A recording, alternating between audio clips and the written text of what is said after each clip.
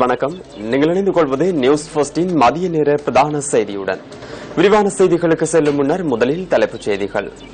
ஹபுதலையில் தேநீர் அருந்தியதன் பின்னர் திடீரென நோய்வாய்ப்பட்ட 79 தோட்ட தொழிலாளர்கள் வைத்தியசாலையில் அனுமதிக்கப்பட்டுள்ளனர். முன்னாள் அமைச்சர் பெசில் ராஜபக்சவை தொடர்ந்தும் விளக்கமறியலில் வைக்குமாறு கடுவலை நீதவான் நீதிமன்றம் உத்தரவு. பெருந்தொகை தங்கத்தை உடலில் மறைத்து கடத்த முயன்ற பெண் கட்டுநாயக்க விமான நிலையத்தில் கைது. இனி விரிவான செய்திகள். ஹபுதலை மேற்பிரிவில் இன்று முற்பகல் தேநீர் அருந்தியதன் பின்னர் திடீரென நோய்வாய்ப்பட்ட 79 தோட்ட தொழிலாளர்கள் வைத்தியசாலையில் அனுமதிக்கப்பட்டுள்ளனர். ஆற்று நீரினால் தயாரிக்கப்பட்ட தேநீரை அருந்தியதன் பின்னர் இன்று முற்பகல் 10 மணி அளவில் இவர்கள் நோய்வாய்ப்பட்டுள்ளதாக போலீஸ் ஊடகப் பிரிவு தெரிவித்தது. இவர்களில் 50 பேர் தியத்தலாவி வைத்தியசாலையிலும் 29 பேர் ஹபுதலை பங்கேற்றிய வைத்தியசாலையிலும் அனுமதிக்கப்பட்டுள்ளதாக போலீஸ் ஊடகப் பிரிவு தெரிவித்தது. தேநீர் தயாரிப்பதற்காக பயன்படுத்தப்பட்ட ஆற்று நீரில் ஏதேனும் நச்சு பதார்த்தம் கலந்திருக்கலாம் என சந்தேகிக்கப்படுவதாக போலீசார் தெரிவித்தனர். மேலதிக விசாரணைகளை ஹபுதலை போலீசார் ஆரம்பித்துள்ளனர். முன்னாள் அமைச்சர் பெசில் ராஜபக்ச உள்ளிட்ட 4 பேரையும் எதிர்வரும் 18ஆம் தேதி வரை தொடர்ந்தும் விளக்கமறியலில் வைக்குமாறு கடுவலை நீதவான் நீதிமன்றம் உத்தரவிட்டுள்ளது.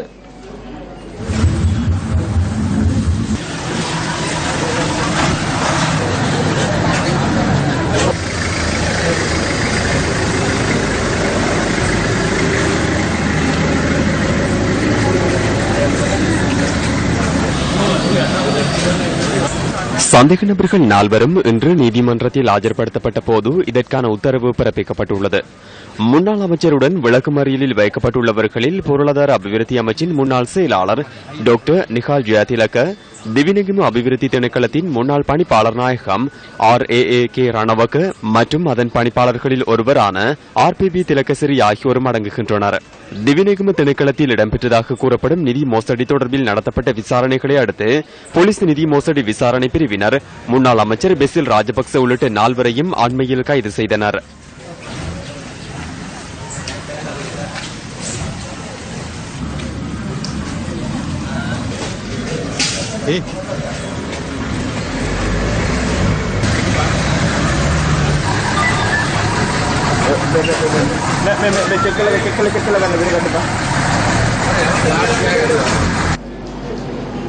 சப்ரகமு மாகாண முதலமைச்சர் மஹிபால ஹீரத்தின் சகோதரரான மறைந்த காமினி ஜெயசுந்தரவிற்கு ஜனாதிபதி மைத்ரிபால சிறிசேன இறுதி மரியாதை செலுத்தினார். உடிகமார் ரம்புக்கனை பகுதியில் அமைந்துள்ள அன்னாரின் நிலத்திற்கு இன்று காலை விஜயம் செய்த ஜனாதிபதி தனது இறுதி அஞ்சலியை செலுத்தியிருந்தார். இதேவேளை முன்னாள் ஜனாதிபதி மஹிந்த ராஜபக்சவும் நேற்றைய தினம் மறைந்த காமினி ஜெயசுந்தரவிற்கு இறுதி அஞ்சலி செலுத்தியிருந்தார்.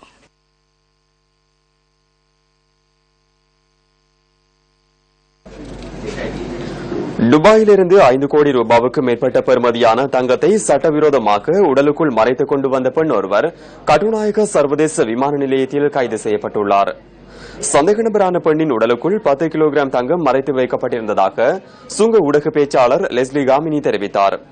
இன்று அதிகாலை கைது செய்யப்பட்ட சந்தேக நபரான பெண் கணக்காய்வாளர் ஒருவர் எனவும் சுங்க ஊடக பேச்சாளர் குறிப்பிட்டார்.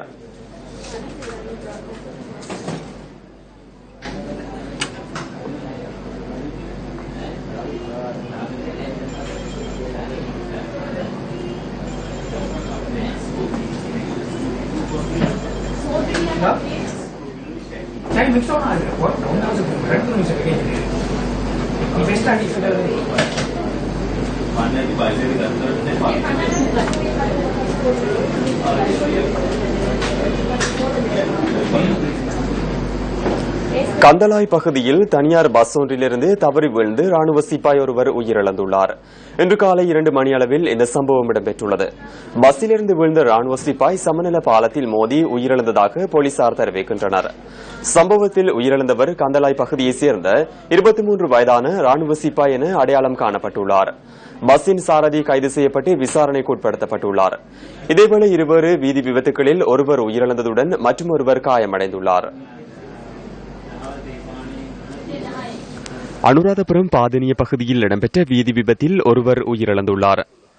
நேற்றிரவு ஸ்ராவஸ்திபுர பகுதியில் இந்த விபத்து இடம்பெற்றுள்ளது. மோட்டார் சைக்கிள் ஒன்று பார ஊர்தியுடன் மோதி விபத்து இடம்பெற்றுள்ளது. விபத்தில் ஸ்ராவஸ்திபுர பகுதியைச் சேர்ந்த 3 பிள்ளைகளின் தந்தையான துஷார இந்திக என்பவர் உயிரிழந்துள்ளார்.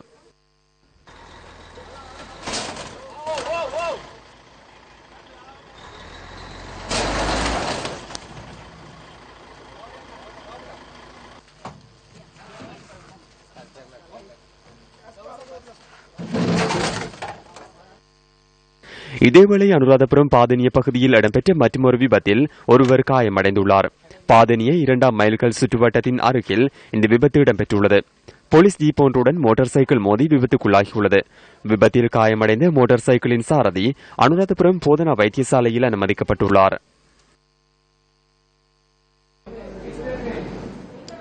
20வது அரசியலமைப்பு திருத்தத்தை நிறைவேற்றுவதற்கு ஸ்ரீலங்கா சுதந்திர கட்சி தலைமையிலான ஐக்கிய மக்கள் சுதந்திர கூட்டமைப்பு தயார் என பாராளுமன்ற உறுப்பினர் டலஸ் அழகுபெரும தெரிவித்துள்ளார். மாத்தறையில் இடம்பெற்ற கூட்டம் ஒன்றில் கலந்து கொண்டு உரையாற்றும் போது அவர் இதனை குறிப்பிட்டார். විශ්වාස භංග යෝජනාවයි 20වෙනි සංශෝධනය අතර කිසිම සම්බන්ධයක් නැහැ. 20වෙනි සංශෝධනය අපිට දැන් ගේන්න පුළුවන් එකක්. பிரதமருக்கு எதிரான நம்பிக்கையில்லா பிரேரணைக்கும் 20வது அரசியலமைப்பு திருத்தத்திற்கும் இடையில் எந்தவித தொடர்பும் இல்லை. 20வது அரசியலமைப்பு திருத்தம் மூலம் சில விடயங்களை நாம் கொண்டு வர முடியும். ரணில் விக்ரமசிங்கவிற்கு பின்னால் 47 பேர் உள்ளனர். ரணிலுக்கு பின்னால் 47 பேர் மாத்திரம் உள்ளதால் ஜனாதிபதிக்கு எந்தவித அச்சுறுத்தலும் ஏற்படுத்த முடியாது என கௌரவத்துடன் தெரிவித்துக் கொள்கின்றோம். ஐக்கிய மக்கள் சுதந்திர கூட்டமைப்பில் 124 உறுப்பினர்களும் ஸ்ரீலங்கா சுதந்திர கட்சியில் உள்ளடங்கிய 140 உறுப்பினர்களுடன் 20வது அரசியலமைப்பு திருத்தம் நிறைவேற்றப்படும் என்பதை அவருக்கு தெரிவித்துக் கொள்கின்றோம். ශ්‍රී ලංකා නිදහස් පක්ෂ මන්ත්‍රීවරු ඉන්න 140ක් සන්ධාන මන්ත්‍රීවරු අපේ ඉන්නවා 20 වෙනි සංශෝධනය සම්මත කරගන්න. 20 හොඳයි. வடமாகாண சுற்றுச்சூழல் அமைச்சின் ஏற்பாட்டில் கிளிநொச்சியில் சுற்றுச்சூழல் வாரம் அனுஷ்டிக்கப்பட்டது. கிளிநொச்சி இந்து கல்லூரி மண்டபத்தில் சுற்றுச்சூழல் வாரத்திற்கான நிகழ்வுகள் ஏற்பாடு செய்யப்பட்டிருந்தன. இந்த நிகழ்வில் வடமாகாண விவசாய அமைச்சர் போ ஐங்கர்நேசன், கல்வி அமைச்சர் குருகுலராஜா, பாடசாலையின் அதிபர், ஆசிரியர்கள் மற்றும் மாணவர்கள் உட்பட பலரும் கலந்து கொண்டனர். நிகழ்வில் கலந்து கொண்ட வடமாகாண கல்வி அமைச்சர் ஐக்கிய நாடுகளின் அமைப்பினால் புகைத்தலுக்கு எதிராக தயாரிக்கப்பட்ட நிகழ்ச்சி நிரல் வடமாகாண கல்வி சமூகத்தின் பங்களிப்பும் உள்ளடங்குவதாக தெரிவித்தார். போதைவஸ்து பாவனை, மது பாவனை, புகையிலை பாவனை, பெண்களுக்கு எதிரான வன்முறை போன்ற பல விடயங்கள் இந்த நாட்டிலே அண்மை காலமாக அடுத்து பல நிகழ்ச்சிகளின் மூலம், பல செய்திகளின் மூலம் வெளியே வருவதை நீங்கள் அறிவீர்கள். எனவே இந்த மாதம் 26ஆம் தேதி நடைபெறுகின்ற அந்த உலக போதை வஸ்து தவிர்ப்பு நாளிலே வடக்கு மாகாணத்தில் உள்ள எல்லா மாணவர்களும் சேர்ந்து அதற்கு எதிராக இவ்வாறான கெட்ட பாவனைகளை நாங்கள் தடுக்க வேண்டும் என்பதற்காகவும் எங்களோடு சேர்ந்து வாழுகின்ற மக்களுக்கு ஒரு விழிப்புணர்வை எடுத்து செல்லும் முகமாகவும் இந்த போதை வஸ்துக்கள் போன்றவற்றை விற்பனை செய்பவர்கள் மத்தியிலே ஒரு விழிப்புணர்வை ஏற்படுத்தும் முகமாகவும் ஒரு நிகழ்ச்சி திட்டம் ஒன்றை செய்வதற்காக நாங்கள் ஆயத்தமாகிறோம். எனவே மாணவர்களாகிய உங்களை அந்த நிகழ்ச்சியிலும் நீங்கள் கலந்து கொள்ள வேண்டும் என்று கேட்டு, வளங்கள் சமமாக பங்கிடப்படவில்லை. இந்த வளங்களினுடைய சமத்துவத்தை ஏற்படுத்தினால் மாத்திரம்தான், வளங்களை பங்கிடுவதை எல்லா மக்களுக்கும் ஒரே அளவாக கிடைக்கக்கூடிய விதத்தில் நாங்கள் மாற்றுவோமாக இருந்தால் மாத்திரம்தான் வளங்களும் பாதுகாக்கப்படும். எங்களுடைய எதிர்கால சந்ததிக்கும் வேண்டிய வளங்களை நாங்கள் இந்த பூமியில் விட்டு செல்லலாம். நிகழ்வில் மரக்கன்றுகளும் நாட்டப்பட்டன. இலங்கையின் தொலைக்காட்சி வரலாற்றில் புரட்சியை ஏற்படுத்திய எமது சகோதர தொலைக்காட்சியான சிரச தொலைக்காட்சி 17 வருடத்திற்கு முன்னர் இதேபோன்றதொரு நாளில் உதயமாகியது. மக்களின் அலைவரிசை இன்று 17வது வருட நிறைவை பூர்த்தி செய்கின்றது. 17 வருடங்களை கடந்துள்ள சிரச தொலைக்காட்சி தன்னுடைய சேவைகளுக்காக பேராதரவை பெற்றதுடன் மக்களின் வெகுவான அன்பையும் ஆசீர்வாதத்தையும் பெற்றுள்ளது என்று கூறினால் அது மிகையாகாது. பல்வேறுபட்ட கோணத்தில் மேற்கொள்ளப்பட்ட தடைகள், அச்சுறுத்தல்கள், தாக்குதல்களை வெற்றிகரமாக கடந்து தனது பயணத்தை சிறப்பாக முன்னெடுத்த மக்களுக்கான அலைவரிசையாக சிரச திகழ்கின்றது. இலங்கையின் முதற்தர அலைவரிசையாக இருப்பதையிட்டு நாம் பெருமை அடைகின்றோம். சர்வதேச தரத்திலான நிகழ்ச்சிகளை இலங்கை வாழ் மக்களுக்கு வழங்கிய அலைவரிசையாக சிரச மிளிர்கின்றது. இலங்கை தொலைக்காட்சி வரலாற்றில் ஏனைய தொலைக்காட்சிகளுக்கு முன்னோடியாக சிரச தொலைக்காட்சி திகழ்கின்றது.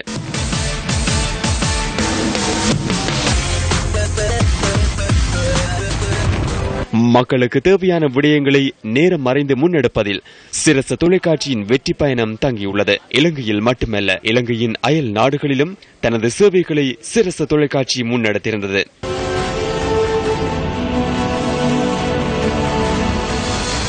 எம் மீது நம்பிக்கை வைத்து எம்முடன் பயணிக்கும் எமது நேய சொந்தங்களுக்கு இந்த நேரத்தில் எமது மனமார்ந்த நன்றிகளை தெரிவித்துக் கொள்கின்றோம். சிரச தொலைக்காட்சியின் 17வது வருட நிறைவை முன்னிட்டு ரத்மலானி ஸ்டான் கலையகத்தில் இன்று விசேட நிகழ்வுகள் இடம்பெற்றன. வரையறுக்கப்பட்ட கேபிட்டல் மகாராஜா நிறுவனத்தின் பிரதம நிறைவேற்று அதிகாரிகள் சிலரும் இந்த நிகழ்வில் பங்கேற்றிருந்தனர்.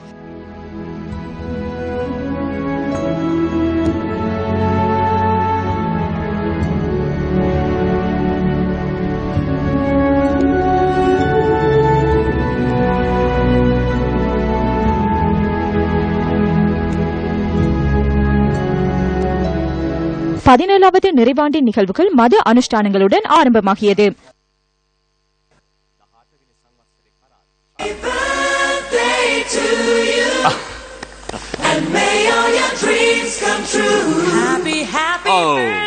ඔන්න හැමදාමත් සිරස ටීවී නාලිකාව අපේ පුංචි දරුවාගේ ඉඳලා පුංචි පැංචියගේ සිට වැඩිහිටියා දක්වාම ඒ සෑම ප්‍රේක්ෂක முதலில் சிரச தொலைக்காட்சியின் இந்த சிறந்த பயணத்தில் கைகோர்த்து பயணிக்கும் ஒவ்வொருவருக்கும் எனது மனமார்ந்த நன்றிகளை தெரிவித்துக் கொள்கின்றேன். எமது நேய சொந்தங்கள், நண்பர்கள், விளம்பரதாரர்கள் மற்றும் விளம்பர நிறுவனங்களின் ஒத்துழைப்பின்றி இந்த ஆக்கப்பூர்வ பயணத்தை எம்மால் முன்னெடுத்திருக்க முடியாது. நாட்டின் தேசிய ஒருங்கிணைப்பு ஊடகமாகவும் நாட்டின் முதன்மை ஊடகமாகவும் தொடர்பாடல் சாதனமாகவும் தொழிற்படும் சிரச செய்திகள் பொழுதுபோக்கு அம்சங்களை மக்களுக்கு வழங்குகின்றது. சிரச தொலைக்காட்சி மக்களின் அலைவரிசை ஒத்துழைப்பு மற்றும் ஊக்குவிப்பு உங்களால் எமக்கு வழங்கப்படுகின்றது. நம்பிக்கைக்குரிய ஊடகமாக எம் மீது உங்கள் ஆதரவு தொடர்கின்றது. මල් යහනාවක් මතින් ආව අවුරුදු 17ක් නෙවෙයි. ඒ අවුරුදු 17 கடந்த 17 வருடங்களில் நாங்கள் ரோஜா பூக்கள் மீது பயணம் செய்யவில்லை. எமது பாதை கடினமானதாகவும் எதிர்ப்புகள் நிறைந்ததாகவும் அமைந்தது. எனினும் இந்த பயணத்தை நாம் மகிழ்ச்சியுடன் தொடர்ந்தோம். இந்த பயணத்தின் உண்மையான உரிமையாளர்கள் நேயர்களே. සැබෑ හිමිකරුවා වන්නේ අපේ ප්‍රේක්ෂක හිතවතුන්, ප්‍රේක්ෂක ජනතාව. රූපවාහිනීකරණයේ දෙවන්ත වෙනසක් සිදු වුණා. ශ්‍රී ලාංකේය විද්‍යුත් මාධ්‍ය இலங்கையின் தொலைக்காட்சி வரலாற்றில் பாரிய மாற்றங்களை சிரச தொலைக்காட்சி மேற்கொண்டிருந்தது.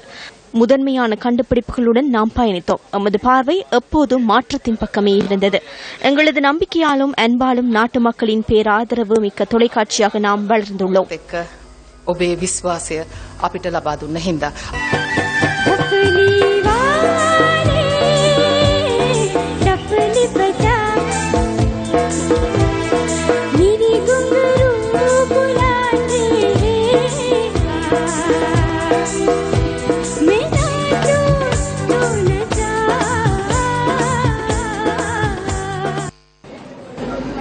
யாழ் குடா நாட்டில் பாதுகாப்பு நடவடிக்கைகளுக்கு தேவையான அளவு ராணுவத்தினர் மாத்திரமே நிலை கொண்டுள்ளதாக யாழ் பாதுகாப்பு படைகளின் கட்டளை தளபதி மேஜர் ஜெனரல் நந்தன உடவத்த தெரிவித்துள்ளார். பலாலி ராணுவ படை தலைமையகத்தில் இன்று நடைபெற்ற விசேட ஊடகவியலாளர் சந்திப்பில் கலந்து கொண்டு கருத்து வெளியிட்ட போது அவர் இதனை குறிப்பிட்டார். யாழ் குடா நாட்டில் பாதுகாப்பு மற்றும் சிவில் தேவைகளுக்காக சுவீகரிக்கப்பட்டிருந்த 19,159 ஏக்கர் காணி இதுவரை விடுவிக்கப்பட்டுள்ளதாக யாழ் பாதுகாப்பு படைகளின் கட்டளை தளபதி தெரிவித்தார். யுத்தம் நிறைவு பெற்ற யாழ்ப்பாணத்தில் 152 ராணுவ முகாம்கள் இருந்த போதிலும் தற்போது அந்த எண்ணிக்கை 93ஆக குறைக்கப்பட்டுள்ளதாக அவர் கூறினார். 59 ராணுவ முகாம்கள் முற்றாக அகற்றப்பட்டுள்ளதாகவும் அவர் தெரிவித்தார். 51ஆம், 52ஆம் மற்றும் 55ஆம் படைப்பிரிவுகளைச் சேர்ந்த ராணுவத்தினரின் கட்டுப்பாட்டில் இருந்த 12,901 ஏக்கர் காணியம், பலாலி ராணுவ முகாமின் கட்டுப்பாட்டில் இருந்த 628 ஏக்கர் காணியம் இதுவரை விடுவிக்கப்பட்டுள்ளதாக யாழ் பாதுகாப்பு படைகளின் கட்டளை தளபதி மேலும் குறிப்பிட்டார்.